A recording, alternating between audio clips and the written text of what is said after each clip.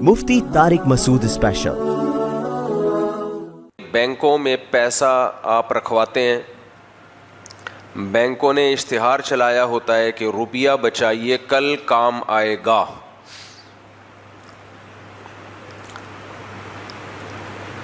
तो बैंक क्यों ये कहते हैं कि आपके कल काम आ जाए और बैंकों के आज ही काम आ जाए? हालांकि बैंकों को चाहिए कि वो आपको मशवरा दें कि आप रुपया बचाइए, हमें भी ना दें, और अगर हमें दिया तो हम भी कल इस्तेमाल करेंगे, आज इस्तेमाल नहीं करेंगे। लेकिन वो आज इस्तेमाल कर रहे होते हैं और आपको मशवरा दे रहे होते हैं कि आपके कल काम आएगा। और हकीकत ये है कि बैंकों में जो पैसा रखा जाता है, चाहे इस्लामिक बैंक हो चाहे सूदी बैंक हो, उनके तो आज ही काम आ जाता है, लेकिन आपके ना आज काम आता है और ना कल काम आता है। वो ज़ाया और बर्बाद ही होता है, क्योंकि उस पर जो प्रॉफिट इतना थोड़ा दिया जाता है, इतना थोड़ा कि उससे ज़्यादा तो करेंसी डीवैल्यू हो जाती है, करेंसी गिर जाती है। तभी मैं लोगों को मशवरा देता हूँ कि अकाउंट किसी मजबूरी से खोलना एक अलग बात है, बैंकों में पैसा मत छोड़ो। आप लोहा लेके भी डाल दोगे ना, लोहा सरिया लेके डाल दोगे, कबाड़ लेके डाल दोगे उस पैसे से, तो भी वो ज़्यादा महंगा करके आपको प्रॉफिट देगा। वो कबाड़ लेके डाल दो। शरीयत का मिजाज ये है कि अल्लाह ताला चाहते हैं पैसा सर्कुलेट हो, कैला यकून दूलतम बैनल अगनियाई मिनकुम। अल्लाह चाहते हैं पैसा सिमट के चंद हाथों में ना जाए। तो आप मुझे एक बात बताओ, जब आप बैंकों में अकाउंट में पैसा रखते हो तो लाखों लोगों का पैसा जब चंद बैंकों में आएगा तो उन बैंकों के मालिकान तो बैठे बैठे अरबपति बन जाएंगे कि नहीं बन जाएंगे, बगैर किसी मेहनत के। आप कह सकते हो नहीं मेहनत तो है, उन्होंने बैंक बनाया वगैरह वगैरह, इसको मेहनत नहीं कहते। मेहनत का मतलब किसी बिजनेस में, किसी कारोबार में तो पैसा सर्कुलेट नहीं कर रहा। आप कह सकते हो बैंकों का पैसा तो कारोबार में सर्कुलेट करता है। भाई वो बैंकों का पैसा नहीं कर रहा होता, वो आप लोगों का पैसा कर रहा होता है। उसको नाम ये लगाया जाता है कि बैंक का पैसा है। तो आपका पैसा बैंकों में सर्कुलेट करता है, जिस पे आपको बहुत कम प्रॉफिट मिलता है। अब आप देखो ये बड़े बड़े जो स्टोर खुल गए हैं, बड़े बड़े स्टोर खुल गए हैं, इससे जो आम गली महल्ले वाला जो दुकानदार है उसकी तो बेचारे की ऐसी की तैसी हो गई। और ये बड़े बड़े स्टोर्स खुलते हैं, आपको पता है कहाँ से पैसा लेके? ये इनके बाप दादा से विरासत में नहीं मिला होता। इन्होंने लाखों लोगों की बचत जो लोगों ने बैंकों में रखी है, ये वहाँ से कर्जा लेते हैं और फिर उस पर पैसा कमाते हैं, थोड़ा सा सूद के नाम पे बैंक को देते हैं ये। और जो सूद देते हैं ये बैंक को, तो ये अपनी मसनूआत में जो कीमतें मुतय्यन करते हैं उसमें वो सूद ऐड करके कीमतें मुतय्यन करते हैं, क्योंकि वो प्रॉफिट नहीं होता, तो लिहाजा उन मसनूआत की कीमतें भी बढ़ती हैं। तो मैं और आप जब शॉपिंग करते हैं तो वो महंगी चीज़ खरीदते हैं हम, तो जो हमने पैसा बैंकों में रखा वो प्रॉफिट हमारा यहाँ से निकल गया। नहीं आई मेरा ख्याल है बात समझ, बयान थोड़ा सा चेंज हो रहा है। देखो काफिर से ना, काफिर से कभी भी खैर की उम्मीदें मत रखो। आज दुनिया में ना सबसे बड़ा मसला पता है क्या है? प्रोपेगंडा। इस प्रोपेगंडे से सिर्फ वो लोग मुतासिर नहीं होते जिनके दिल में अल्लाह का खौफ भी है और उनका आईक्यू लेवल बहुत ज़्यादा है, बहुत ज़हीन है, एक्स्ट्रा ऑर्डिनरी ज़हीन है, वो लोग मुतासिर नहीं होते।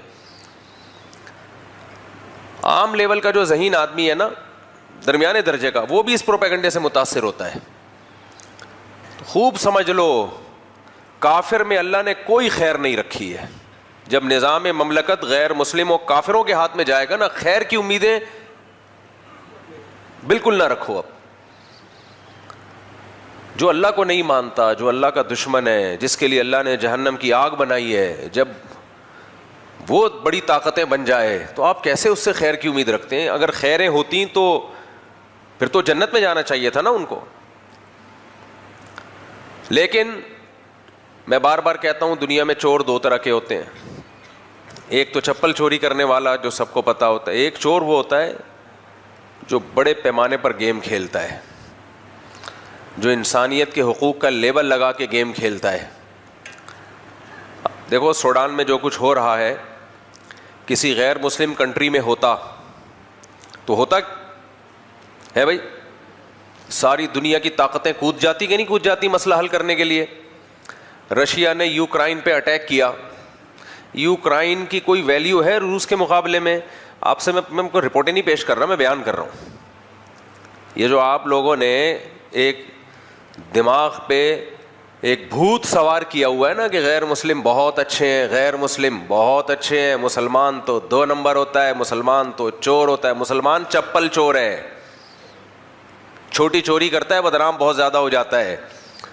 اور یہ جو بڑے بڑے بیٹھے ہوئے ہیں یہ چپل چوریاں کر کے بدنام نہیں ہوتے, یہ لوگوں کے خون سے کھیلتے ہیں, انسانیت سے کھیلتے ہیں. اب اتنا سا شارٹ کلپ چل جائے گا مسلمان چپل چور ہے, دیکھنا پھر لوگ کہہ رہے ہیں نیچے گالیاں دی ہوں گی لوگوں نے, یہ دیکھو مفتی صاحب کیا کہہ رہے ہیں. یہ جو شارٹ کلپ کی ویڈیوز چل رہی ہوتی ہیں میرے چینل سے نہیں چل رہی ہوتی, سمجھ رہے ہو؟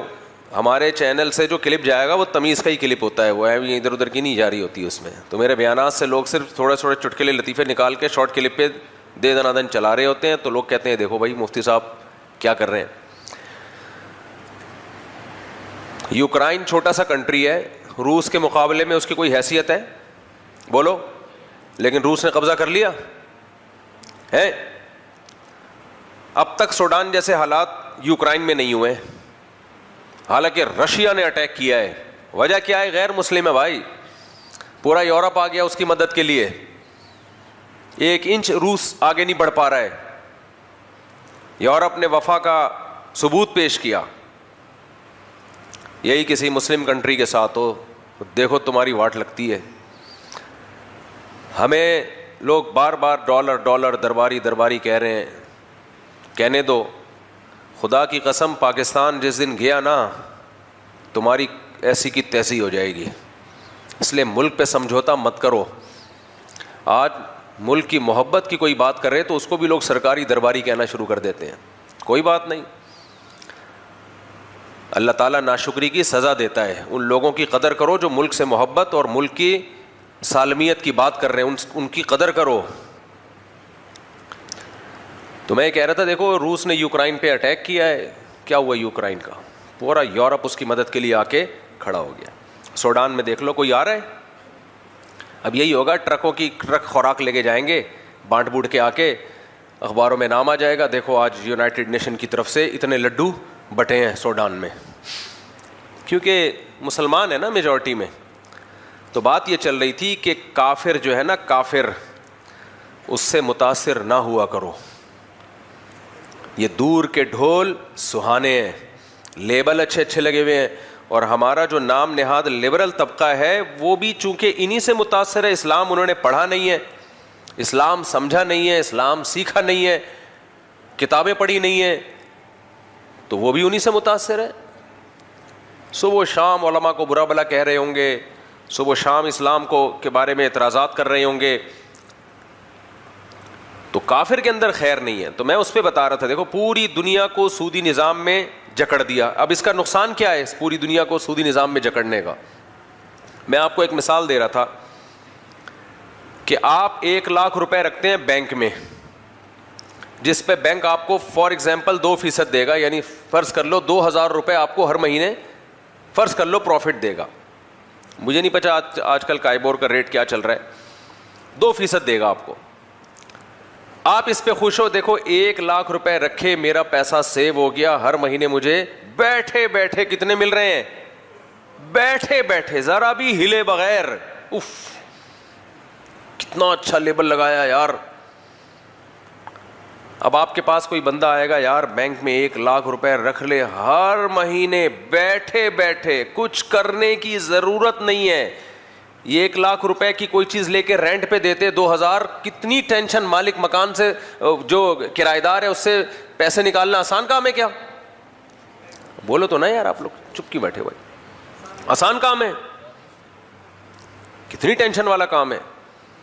یہاں آپ کو بیٹھے بیٹھے, یہ نہیں کہ بینک کے جا کے گیٹ پہ بیل بجا رہے ہو آپ, بھائی صاحب میں نے लाख रुपए जमा कराए थे, मैनेजर साहब से मिलाओ, अब तक 2000 रुपए मेरे अकाउंट में नहीं आए हैं. कोई ऐसा सिस्टम है ना. यहूदी का बैंक हो, ईसाई का बैंक हो, हिंदू का बैंक हो, मुसलमान का बैंक हो, बगैर दाढ़ी वाले का हो, दाढ़ी वाले का हो, नमाजी का हो, जानी का हो, शराबी का हो, पैसा आपको टाइम पे मिलेगा, कोई नहीं खाएगा. मैंने जगह कहीं पैसे भेजने थे ना तो गए नहीं, पता नहीं किधर चले गए. बैंक मैनेजर से मैंने बात की, भाई हमने पैसे ट्रांसफर किए थे, गए नहीं. उसने कहा बैंक से पैसा कहीं नहीं जाता, वहां नहीं जाएगा तो वापस आ जाएगा. बात भी सही है, कहीं नहीं जाता, बैंक से पैसा कहीं नहीं जाता, लाजमी मिलेगा. अब मैं दोबारा अल्फाज, ये गोरे ने हमें सिखाया, आप 1 लाख, और ये सारा सिस्टम बनाया यहूदियों ने, कमबख्तों ने. और कुरान कह रहा है वअख़ज़िहिमुर रिबा, हमने यहूदियों को सूद खाने से मना किया था. वक़द नुहू अन्हु, जबकि इनको रोका भी गया था कि सूद मत खाओ. तो आपके पास लोग आएंगे, 1 लाख रुपए रखवा दो, बैठे बैठे, लेटे लेटे, बल्कि अगर आप पूरा महीना बिस्तर पे पड़े रहो, पोस्तियों की तरह जिंदगी गुजारो, चरसियों की तरह, कुछ करने की जरूरत नहीं है, बैठे बैठे बोलो 1 करोड़ पे 2 लाख. इतने भी अच्छे नहीं है वैसे, काइबोर रेट इतना है नहीं, मेरा ख्याल है कम है ना. ये तो मैं बढ़ा चढ़ा के बता रहा हूं, ज्यादा है. कितना है? 11%, यानी 1 करोड़ पे 11 लाख. ओहो हो, साल के? अबे तो मैं महीने की बात कर रहा हूं, साल पे तो 2 लाख भी नहीं, फिर 1 लाख से भी थोड़ा कम हो गए, लेकिन हम 2 ही फर्ज कर लेते हैं यार. बैठे बैठे, लेटे लेटे. देखो होता पता है क्या है, जब आपने बैंक में 1 लाख रुपए रखवाए कि बैठे बैठे आपको कितने मिलेंगे, साल के बाद 1 करोड़ पे 11 लाख मिलेंगे. साल के बाद बैंक से लोग आके कर्जा लेती हैं, कंपनियां, बड़ी बड़ी कंपनियां, और इतना भारी भरकम कर्जा होता है ना कि उससे वो फैक्ट्रियां लगाते हैं और सारा पैसा सिमट के उनके हाथों में जाना शुरू. क्योंकि जब आप अरबों खरबों रुपए का कोई बिजनेस शुरू करोगे तो सारा बिजनेस तो आपका ही होगा ना.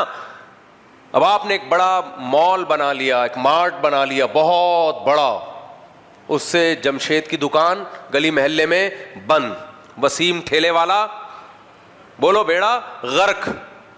2 वजह से बेड़ा गर्क. एक तो मॉल में शॉपिंग बड़े लोग करते हैं भाई,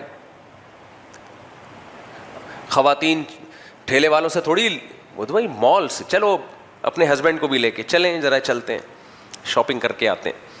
इसका अपना एक भरम होता है, मैं भी इम्तियाज में हूं, मुझे थोड़ी देर के बाद कॉल कीजिएगा. ऐसा ही होता है ना खवातीन, ये तो नहीं मैं टमाटर वाले के ठेले के पास खड़ी हुई हूं, मुझे 1 घंटे के बाद कॉल कीजिएगा. इसका भरम ही नहीं है. मैं जरा इम्तियाज में शॉपिंग के लिए आई हुई हूं, आप काइंडली 1 घंटे के बाद कॉल कीजिएगा. और मोबाइल छीनने का खतरा भी नहीं होता. क्या ख्याल है? टमाटर वाले के पास तो पता नहीं मोबाइल निकाला, वो टमाटर के बजाय मोबाइल के पीछे भाग रहे हैं. तो एक तो भरम है बड़े बड़े मॉल में शॉपिंग के. दूसरी बात, हर चीज मिल जाती है, क्योंकि उसने कौन सा अपने बाप का पैसा लगाया है, बैंकों से कर्जा लिया, सब चीजें लाके एक मॉल में जमा कर दी, डाल दी. उससे ये जो टमाटर वाला, जमशेद, वसीम, गफ्फार की दुकान से अंडे ले आ, फलाने की दुकान, अब तो ये दूध दही का बिजनेस भी बड़े बड़े मॉल में आने वाला है. ये दूध दही की दुकानें भी मुझे लगता है इन बेचारों का भी, जो बाप दादा से सदियों से चले आ रहे हैं ना, इनका बिजनेस भी दाव पे लगा हुआ है. खैर, तो मैं यस कर रहा था, आपने 1 लाख रुपए बैंक में रखे, वो बड़े बड़े स्टोर वाले ले गए और उनको बैंक डबल सूद पे देगा. ऐसा ही है ना, यानी 1 करोड़ पे आपको अगर बैंक 11 लाख दे रहा है, तो जिनको आगे बैंक कर्जा दे रहा है, फॉर एग्जाम्पल उनसे 22 लाख रुपए ले रहा है साल के. ऐसा ही है ना. और बैंक भी ये काम इसलिए कर रहा है कि बैठे बैठे मुझे जब 1 करोड़ के 22 लाख मिल रहे हैं तो मैं बिजनेस खुद क्यों करूं. उसको भी बैठे बैठे पेड़े खाने की आदत है. समझ गए? अब बड़े बड़े मॉल बनेंगे जिनमें ये छोटी छोटी दुकानें का तो बेड़ा गर्क. होगा क्या? होगा ये कि जब फैक्ट्री में بریڈ بنے گی, ڈبل روٹی بنے گی. تو یہ جو فیکٹری نے 22 لاکھ روپے دینے ہیں بینک کو پروفٹ کے طور پر, یہ 22 لاکھ وہ ایڈ کریں گے کہ نہیں کریں گے بریڈ کی؟ بولو, کریں گے کہ نہیں کریں گے؟ یہ اس میں ایڈ ہوگی کہ بھئی یہ تو ہمارا پروفٹ ہی نہیں ہے, لہذا چیزوں کی قیمتیں نیچرل رہیں گی, آٹومیٹیکلی بڑھ جائیں گی. اب جب آپ دکان پہ جاؤ گے ڈبل روٹی خریدنے کے لیے تو وہ ڈبل روٹی آپ کو ملے گی مہنگی. بینک آپ کو 1 کروڑ پہ 11 لاکھ دے رہا ہے, آپ کو پتا نہیں اس 11 کے 22 میرے ڈبل روٹی کی قیمت میں نکل رہے ہیں. بہت مشکل ہے بات سمجھانا, بہت مشکل ہے بھائی. جتنی چیز جو پروڈکٹ بنیں گی نا ان کی مہنگائی اتنی بڑھے گی کہ وہ پیسہ آپ کا یہاں سے پروفٹ نظر آ رہا ہے لیکن جا کس میں رہا ہے, وہ ادھر سے بینک سے اتنا کما نہیں رہے جتنا آگے دے رہے ہو آپ, لیکن لیول کیا لگایا ہوا ہے, بیٹھے بیٹھے آپ کو 1 کروڑ پہ کتنے مل رہے ہیں, 11 لاکھ. بیٹھے بیٹھے بھی نہیں ہے, میں نے تو اب اس میں بڑھا دیا, لیٹے لیٹے مل رہے ہیں. پاکستانی قوم کو لیٹے ہوئے اگر کوئی مال مل جائے نا تو بیٹھتی بھی نہیں ہے, وہ اتنے سست ہو گئے ہم لوگ. کہتے ہیں اگر لیٹے لیٹے جب پیسہ کمایا جا سکتا ہے تو بیٹھنے کی بھی کیا ضرورت ہے؟ کیا خیال ہے بھائی؟ اگر بیٹھے بیٹھے کمایا جا سکتا تو چلنے کی ضرورت نہیں ہے. تبھی تو دیکھو آن لائن بزنس, ہر آدمی آن لائن میں آیا ہوا ہے. اب بھائی جان ایسے نہیں ہوتا, آن لائن میں بھی کوئی ہیلی کاپٹر تھوڑی کوئی چیز لے کر آئے گا, چل کے جانا ہی پڑے گا نا. کرو آن لائن بزنس, لیکن ہر چیز کی ایک انتہا ہوتی ہے. اوبر کریم والے آئے تھے نا ایک دور میں, سب ڈاکٹر تک کلینک بند کر کے اوبر چلا رہے ہیں.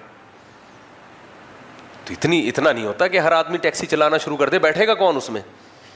تو سب اپنی اپنی ٹیکسیاں لے کے گھوم رہے تھے, کسٹمر ہی نہیں ان کا. پرندوں کا جب کاروبار شروع ہوتا ہے سب کہاں پیسہ ٹھوک دیتے ہیں پرندوں میں. ابے بلیک چک کتنے کی آ رہی ہے, ابے سارے آ جائیں گے. وہ ایک چکس آیا کرتی تھی, بلیک چک اور وائٹ چک, ہمارے دوستوں نے لاکھوں روپے لگا دیے اس میں. اس کے بعد وہ کاروبار ایسا بیٹھا, گئے کام سے. خیر, تو دیکھو کافر نے سود پہ کتنا اچھا لیول لگایا کہ نہیں لگایا ہے بھائی؟ بیٹھے بیٹھے آپ کو 1 کروڑ پہ 11 لاکھ, وہ گیم کھیل گیا آپ کے ساتھ. وہ کیا کھیل گیا؟ تبھی آپ دیکھو دنیا میں یہ کیلکولیشن ہے, دولت چند ہاتھوں میں ہے, چند ہاتھوں میں. وہ کھیل رہے ہیں جس طریقے سے چاہیں. تو کہاں سے کہاں بات چلی گئی یار, میں جلدی وہ بتا رہا تھا کہ دیکھو کافروں نے لیبل کتنے خوبصورت قسم کے لیبل لگائے ہوئے ہیں, ہے بھائی. روپیہ بچائیے, کل کام آئے گا. اس کو جا کے بولا کرو تیرے کام تو آج آ رہا ہے, ہمیں کل کے مشورے دے رہا ہے بھائی. اور جو ہمیں کم بخت تو پروفٹ دے رہا ہے, تو کمپنیاں وہ پروفٹ بھی چیزیں مہنگی کر کے ہم سے کھا رہی ہیں, تو یہ منجن کسی اور کے سامنے بیچنا. اسلام نے کہا ہے پیسہ انویسٹ اگر کرنا ہے تو مزاربت کی بیس پہ کرو. مزاربت میں کیا ہوتا ہے, جتنا کمپنی کو پروفٹ ہوگا پرسنٹیج کے حساب سے دے گی. اگر 10 لاکھ کمائے, فار ایگزامپل 50% طے ہوا تھا, تو 5 لاکھ 20 لاکھ کمائے تو 10 لاکھ, اور بینک بھی آپ کو دے گا مزاربت کی بیس پہ. جتنا کمائے گا اس میں سے پرسنٹیج دے گا. اس پرسنٹیج کا فائدہ کیا ہوگا, آپ کو یہ پتا چلے گا کہ میرے پیسوں سے انہوں نے کمبختوں نے کمایا کتنا ہے, یہ بھی پتا چلے گا آپ کو. پھر چیزوں کی قیمتیں جتنی چاہے مہنگی ہو جائیں, مارجن آف پروفٹ خود بخود بڑھ جائے گا, تو بینک کو بھی آپ کا پروفٹ کا مارجن بڑھانا پڑے گا. تو اس لیے میرے بھائی اللہ جب قانون بناتا ہے نا, تو اب دیکھو یہ لوگ سود کو کیوں نہیں چھوڑ سکتے, اس لیے کہ اگر یہ لوگ سود کو حرام قرار دے دیں تو ان کی اپنی دکانیں بند ہو جائیں گی. اس لیے قانون سپیریئر کس کا ہے؟ اللہ کا. میں وہ مثال دے رہا تھا کہ نفلی روزے والی, وہ بات جلدی سے کمپلیٹ کروں. تو اللہ نے حکم دیا مرد کو, عورت کو, کہ شوہر کی پرمیشن کے بغیر نفلی روزہ نہیں رکھ سکتی. لیکن علماء نے ایک مسئلہ بیان کیا. فقہا کا دماغ بہت ہائی ہوتا ہے, وہ حدیث کے ظاہر کو نہیں دیکھتے, حدیث کی ڈیپ میں جاتے ہیں. انہوں نے کہا کہ اگر شوہر سفر میں ہے, گھر پہ نہیں ہے, پھر وہاں سے فون کر کے بیوی کو کہا کہ کل پیر کا روزہ سنت ہے مگر میری طرف سے پرمیشن نہیں ہے کہ تم روزہ رکھو, عورت کو شوہر کی اطاعت لازم نہیں ہے. کیونکہ بھائی جب تو گھر سے باہر ہے تو پھر یہ بلا وجہ کا بھرم ہو گیا نا, اس کی کوئی ریزن معقول وجہ نہیں ہے, اس خام خواہ کی چودراہٹ ہے نا. کیا خیال ہے, سمجھ میں آ رہی ہے بات کہ نہیں آ رہی؟ بھائی آپ گھر میں ہوتے تو میرا موڈ خراب ہوتا, اور میں آپ کو جب موڈ اچھا ہوتا ہے تو ایسی باتیں کہہ دیتی ہوں, آپ کا دماغ خراب ہو جاتا ہے. جب استغفر اللہ یار, تو میں زیادہ آگے نکل جاتا ہوں. جب میرا موڈ خراب ہوتا اور پھر میں ایسی باتیں کرتی تو آپ کا موڈ خراب ہوتا ہے. اس وقت یہ ڈر تھا, جب آپ ملک سے باہر ہو تو پھر روزہ رکھنے میں کیا پرابلم ہے, یا آپ گھر سے باہر ہو, صبح صادق سے پہلے گھر سے نکل گئے اور رات کو گھر پہ آ رہے ہو, تو پھر کیا پرابلم ہے؟ تو خام خواہ کے احکامات کسی کے نہیں ہے, اس میں نہ والدین ہے نہ شوہر ہے. والدین بھی اگر بلا وجہ ایسے ہی کہتے ہیں نفلی روزہ نہیں رکھنا, داڑھی نہیں رکھنی, یہ نہیں کرنا, وہ نہیں کرنا, تو بھائی ایسی کوئی وجہ بتائے نا اس کی, آپ کو کیا نقصان ہو رہا ہے؟